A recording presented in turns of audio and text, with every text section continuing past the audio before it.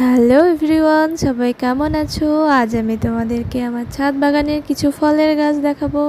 So দেখতে পাচ্ছ, এটি একটি কুল লঙ্কা গাছ। কতগুলো কুল লঙ্কা ধরে আছে। এর আগেও অনেক কুল লঙ্কা আমি পেরে নিয়েছিলাম। সো দেখো, এটি হচ্ছে আমার প্রিয় ড্রাগন ফল গাছ।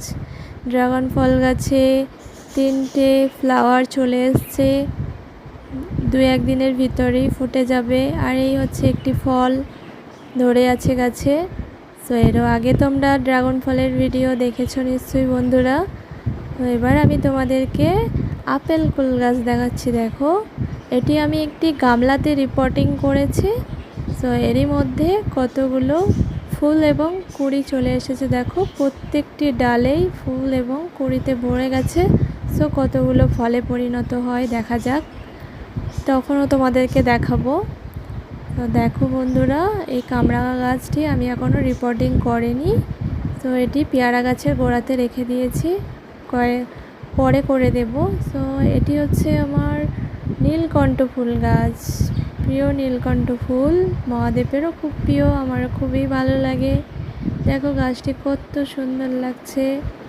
তো এটি হচ্ছে নয়নতারা ফুল গাছ, এটিকে তোমরা সবাই চেনো। আর এটি হচ্ছে দোপাটি ফুল গাছ।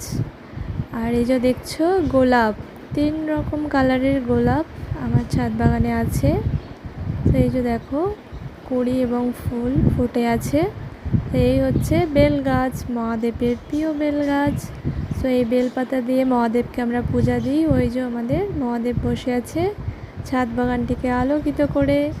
তো দেখো বন্ধুরা, এবার নাকচাপা গাছের ফুলগুলো শুধু দেখতে থাকো তোমরা।